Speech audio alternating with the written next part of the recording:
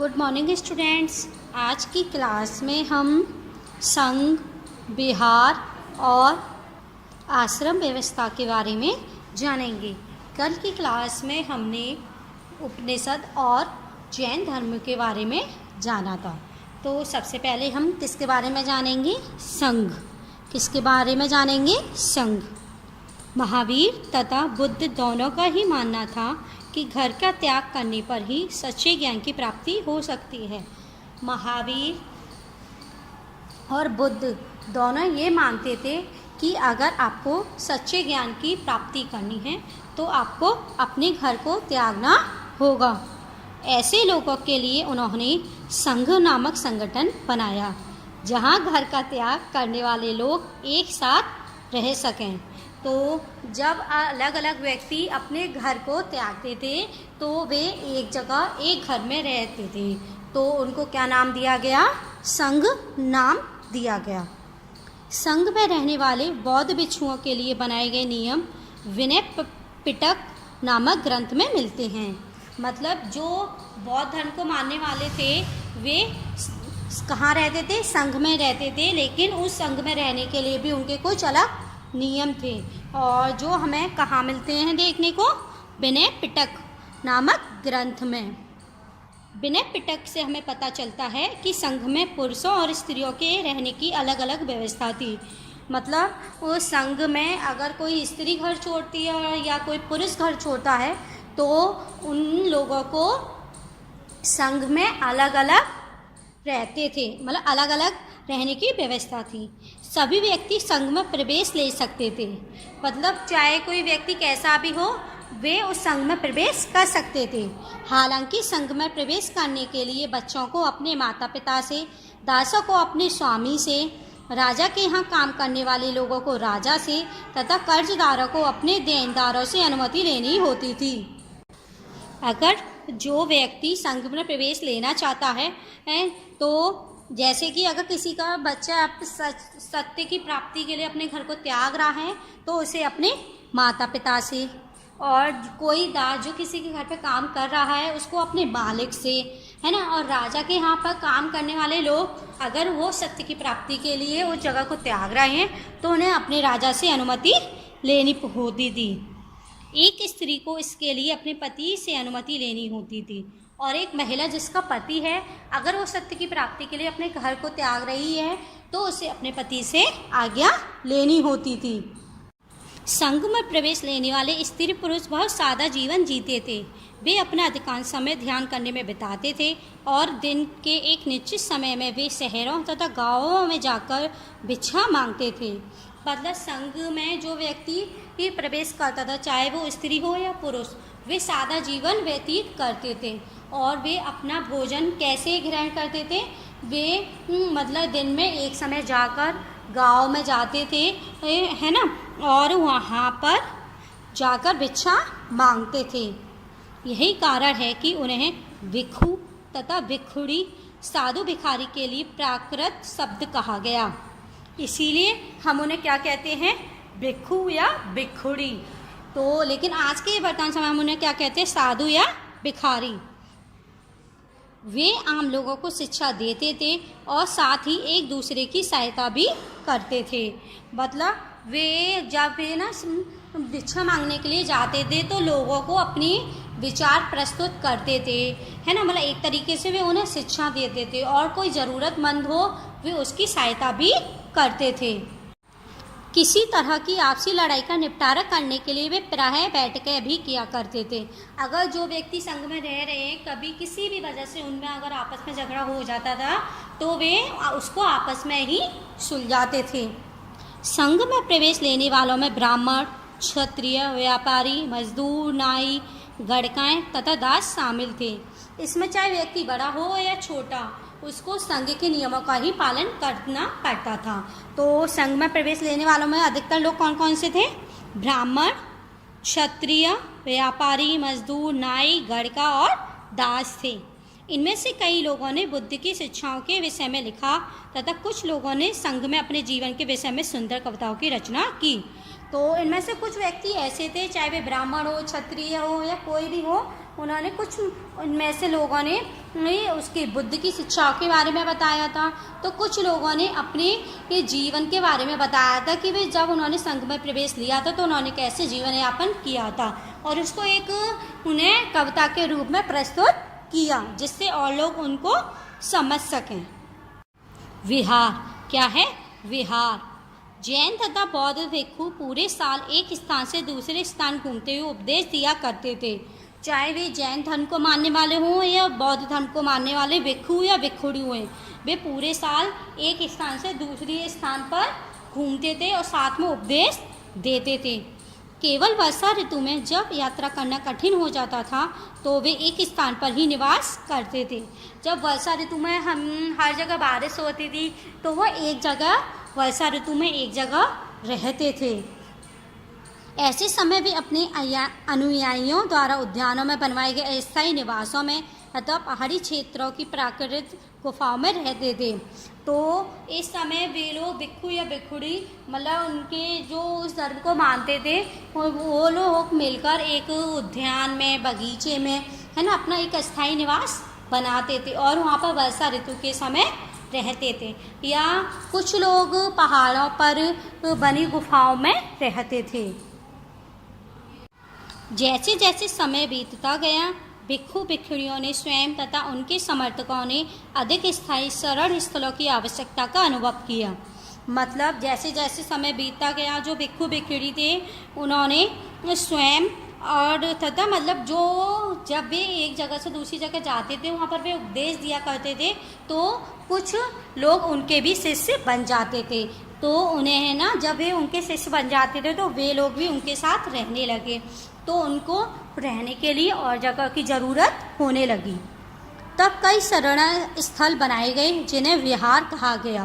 तो जब उन लोगों के लिए रहने के लिए व्यवस्था की गई रहने की तो उनको हमने क्या नाम दिया? विहार नाम दिया।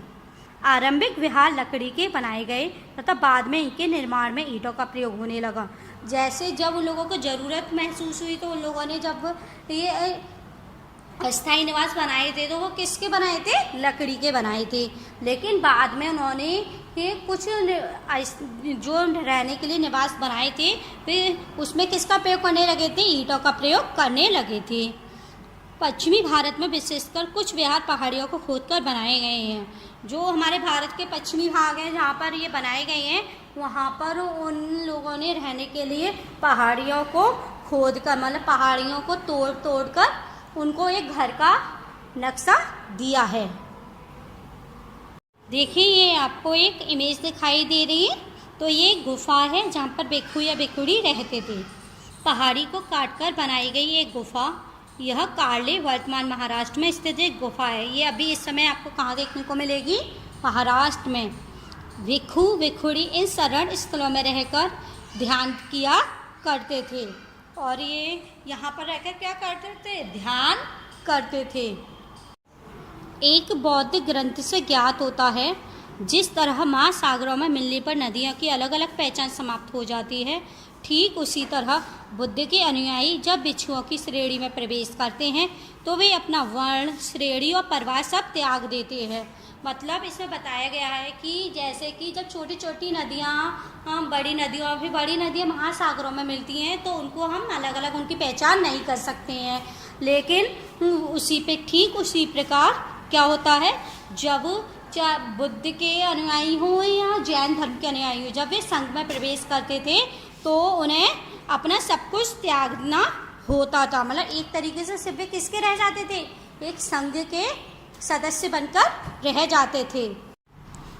प्राय किसी धनी व्यापारी राजा अथवा भूस्वामी द्वारा धन दान में दी गई भूमि पर विहार का निर्माण होता था। ठीक है, मतलब जैसे कि अगर कोई बड़ा व्यक्ति या राजा या भूस्वामी जो ज़मीन होती है जिनकी, वो लोग अपने ज़मीन के कुछ हिस्से को दान में दे देते थे तो वहाँ पर उन लोगों के लिए रहने के स्थान बना दिए जाते थे। स्थानीय व्यक्ति भिक्षु भिक्षुणियों के लिए भोजन वैसे तथा दवाइयाँ लेकर आते थे और वे जहाँ पर ये उनके निवास स्थल बनाए जाते थे वहाँ के आसपास के लोग उन भिक्षु भिक्षुणियों के लिए भोजन लाते थे। कभी अगर कोई बीमार हो जाता था उनके लिए दवाइयाँ लाते थे, वस्त्र लेकर आते थे, जिसके बदले ये भिक्षु और भिक्षुणी लोगों को शिक्षा देते थे और मतलब वो कुछ भी चीज़ ऐसे ही नहीं लेते थे, वे उनको उसके बदले क्या देते थे, अपने उपदेश देते थे, मतलब अपनी शिक्षा देते थे। आगे आने वाली शताब्दियों में बौद्ध धर्म उपमहाद्वीप के विभिन्न हिस्सों के साथ साथ बाहरी क्षेत्रों में भी फैल गया था। मतलब जैसे जैसे समय बीतता गया, बौद्ध धर्म एक निश्चित जगह नहीं रहा था, वो उपमहाद्वीप के अलग अलग भागों में तो फैला ही था, लेकिन साथ में वो उस उपमहाद्वीप के बाहर भी फैल गया था। इसके बारे में हम चैप्टर 9 में पढ़ेंगे। इतनी बात सभी को समझ में आई। हम आश्रम व्यवस्था के बारे में जानेंगे। जैन तथा बौद्ध धर्म जिस समय लोकप्रिय हो रहे थे, लगभग उसी समय ब्राह्मणों ने आश्रम व्यवस्था का विकास किया था। मतलब एक तरफ जैन धर्म और बौद्ध धर्म का विकास हो रहा था, उसी तरफ कुछ ब्राह्मणों ने अपने आश्रम व्यवस्था का विकास किया, मतलब उन्होंने भी आश्रम व्यवस्था को प्रचारित किया। यहाँ आश्रम शब्द का तात्पर्य लोगों द्वारा रहने अथवा ध्यान करने के लिए प्रयोग में आने वाले स्थान से नहीं, बल्कि इसका तात्पर्य जीवन के एक चरण से है।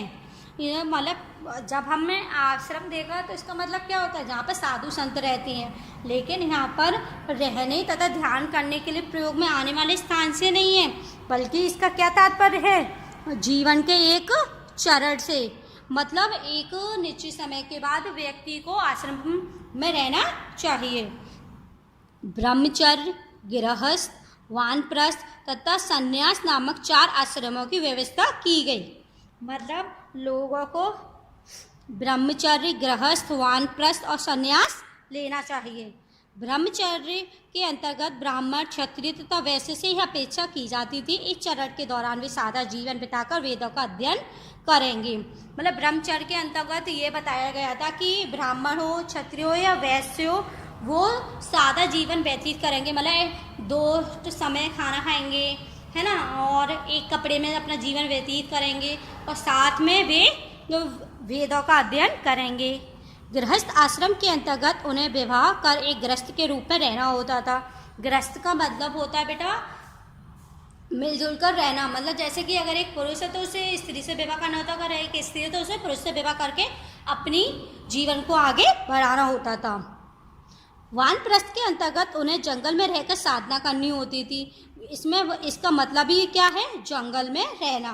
तो इसके अंदर क्या होता था कि मतलब लोगों को जंगल में रहकर मतलब अपना ध्यान लगाना होता था। अंततः उन्हें सब कुछ त्याग कर सन्यासी बन जाना था।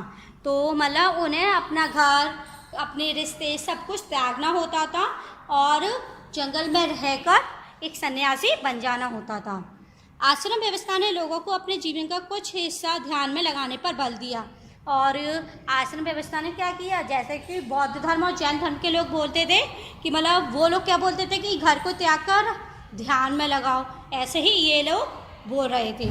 प्राय स्त्रियों को वेद पढ़ने की अनुमति नहीं थी और उन्हें अपने पतियों द्वारा पालन किए जाने वाले आश्रम का ही अनुसरण करना होता था।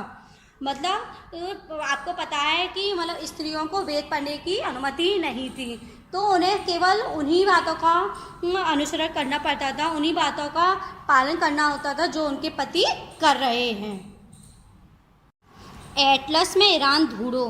ज़रथुस्त्र एक ईरानी पैगंबर थे। मतलब हमें ईरान कहाँ है, ईरान एक देश है और ज़रथुस्त्र एक बेटा ईरानी पैगंबर थे।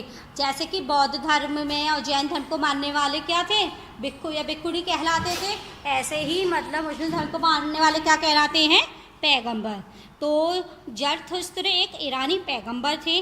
उनकी शिक्षाओं का संकलन जैन अवेस्ता नामक ग्रंथ में मिलता है और उन्होंने जो शिक्षाएं दी, जो शिक्षाएं ग्रहण की, उनका वर्णन आपको कहाँ देखने को मिलेगा, जैन अवेस्ता नामक ग्रंथ में मिलेगा। जैन अवेस्ता की भाषा तथा इसमें वर्णित रीति रिवाज वेदों की भाषा और रीति रिवाजों से काफ़ी मिलते जुलते हैं। चाहे ग्रंथ कैसा भी हो, उनकी आधार विचारों का आधार क्या था, एक ही था। तो उनकी शिक्षाएं और हमारे वेदों की शिक्षाएं क्या थी, मिलती जुलती थी। ज़रथुस्त्र की मूल शिक्षा का सूत्र क्या था, सद्विचार, सद्वचन और सद्कार्य। मतलब अच्छा सोचो, अच्छा बोलो और अच्छे कार्य करो। हे ईश्वर, फल सत्य प्रदानता एवं सद्विचार प्रदान कीजिए जिनके जरिए हम शांति बना सकें। वो ईश्वर से क्या प्रार्थना करते थे कि हमें ऐसी शक्ति दीजिए सत्य पर अड़ने की, है ना, और हमारे विचारों को शुद्ध करिए जिससे हम अपने साथ अपने आसपास के वातावरण को भी साफ कर सकें। 1000 से ज़्यादा कई वर्षों तक जरथुस्त्रवाद ईरान का एक प्रमुख धर्म रहा था। मतलब 1000 से भी ज़्यादा काल तक ये जरथुस्त्रवाद ईरान का एक प्रमुख धर्म रहा था। बाद में कुछ जरथुस्त्रवादी ईरान से आकर गुजरात और महाराष्ट्र के तटीय नगरों में बस गए थे। मतलब ईरान में तो रहते थे वे, कुछ लोग वहाँ से आकर कहाँ बस गए थे, गुजरात में और महाराष्ट्र के तटीय इलाकों में बस गए थे। तो वहाँ पर भी उन्होंने अपने धर्म की प्रचारता बढ़ाई। वे लोग ही आज के पारसियों के पूर्वज हैं। और वे लोग ही क्या हैं, पारसियों के पूर्वज। हम उन्हें किस नाम से जानते हैं, पारसियों के पूर्वज के नाम से जानते हैं। कुछ महत्वपूर्ण तिथियां। उपनिषदों के विचारक जैन, महावीर तथा बुद्ध लगभग 2500 वर्ष पूर्व। मतलब उपनिषद की तो लिखे गए थे, लेकिन उसमें जो विचार अगर प्रस्तुत किए गए थे जैन धर्म, है ना, और बुद्ध धर्म का प्रसार कब से होने लगा था, कब फैले थे वो 2500 वर्ष पूर्व से। जैन ग्रंथों का लेखन लगभग 1500 वर्ष पूर्व। पहले जैन धर्म थे, है ना, बौद्ध धर्म, वो क्या थे, उनकी जो शिक्षाएं दी जाती थी वो मौखिक रूप से दी जाती थी। लेकिन 1500 वर्ष पूर्व ये शिक्षाएं कैसी दी जाने लगी थी, लिखित दिए जाने लगी थी।